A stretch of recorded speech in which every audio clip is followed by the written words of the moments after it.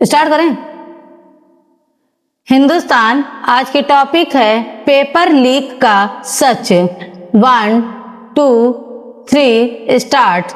NEET UG 2026 paper leak मामले में केंद्रीय जांच ब्यूरो ने ज्यादा समय लिए बगैर आरोप पत्र दाखिल कर दिया है। सीबीआई ने साफ कर दिया कि यह लीक अचानक नहीं हुई। इसके लिए आरोपियों ने बहुत सोच समझकर साजिश रची थी। गहरी साजिश के तहत परीक्षा लेने वाली एजेंसी एनटीए में सेंधमारी की गई थी और 3 विशेषज्ञों को साजिश में शामिल कर लिया गया था।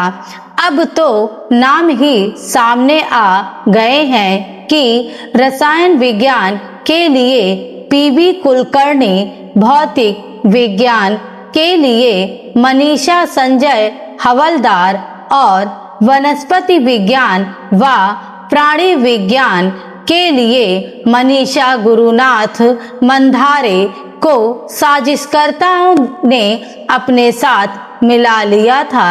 दिल्ली की एक अदालत में दाखिल किए गए करीब 20,000 पन्नों के आरोप पत्र में आरोपियों का पूरा कच्चा चिट्ठा खोल दिया गया है। अब विशेष रूप से गठित फास्ट ट्रैक अदालत से यह उम्मीद की जाएगी कि वह आरोप पत्र पर पूरी गति से काम करे, यथोचित सुनवाई हो और दोषियों को ऐसे दंडित किया जाए कि मिसाल बन जाए। पेपर लीक के मामले में पूरे देश में सामने आए हैं और जिनसे देश की शिक्षा पर दाग लगे हैं। इतना बड़ा आंदोलन हुआ है और देश के शिक्षा मंत्री को भी इस्तीफा देना पड़ा है। नीट यूजी परीक्षा से खिलवाड़ करने वालों ने केवल छात्रों को ही नहीं बल्कि देश को भी धोखा दिया है।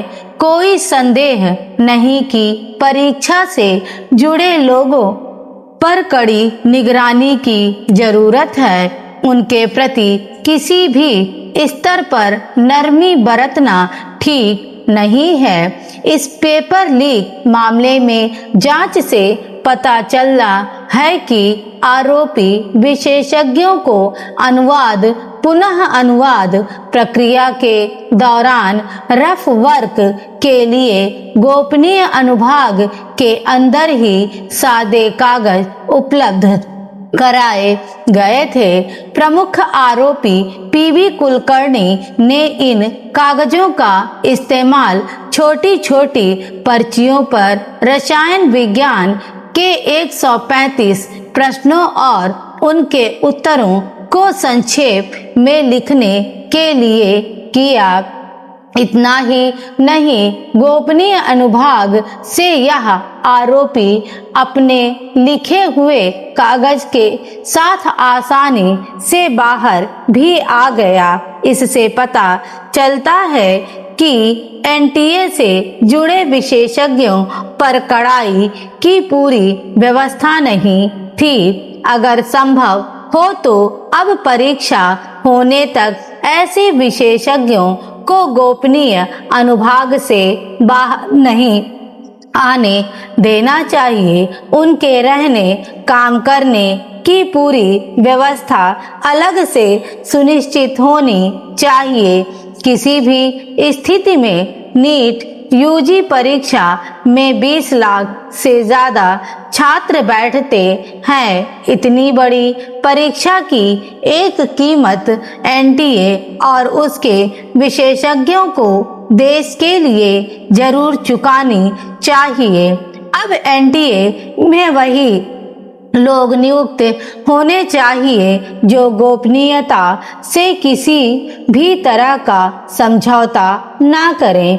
गौरतलब है कि आरोप पत्र में बताया गया एनटीए के गोपनीय अनुभाग में प्रवेश और निकास के दौरान विशेषज्ञों की कोई तलाश नहीं ली गई।